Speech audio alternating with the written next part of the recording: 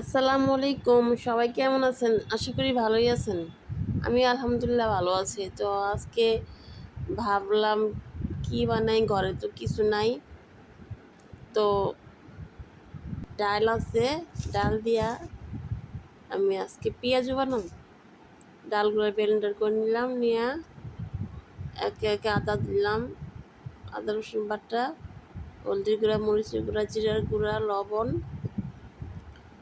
কাঁচামরিচ, পেঁয়াজ কুচি, ধনে পাতা কুচি, সব উপকরণ দিয়ে একসাথে ভালো করে মাখাই নিতে হইব।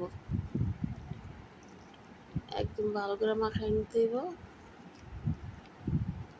যেমন কোনো কিছু একদম ভালো করে মাখাইয়া আশেপাশে চারিদিকে ঘুরায় ঘুরা মাখাইতে হইব। মাখানো শেষ। তো ফ্রাই প্যান বসায় রাখছি, আমি ফ্রাই প্যানে দিয়ে দিলাম পেঁয়াজু। চিকাগুলা খাইতে এত মজা লাগে। একটু গরম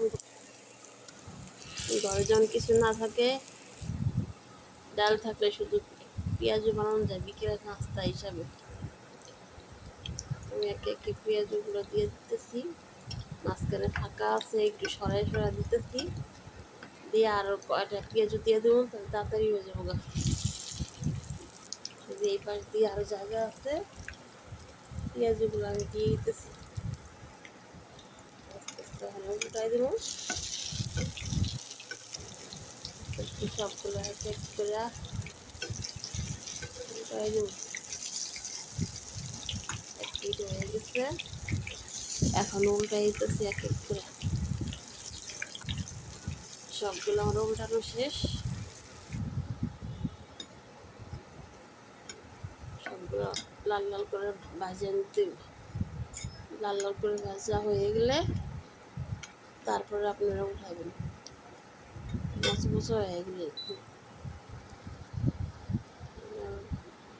পেঁয়াজগুলো ভাজা শেষ।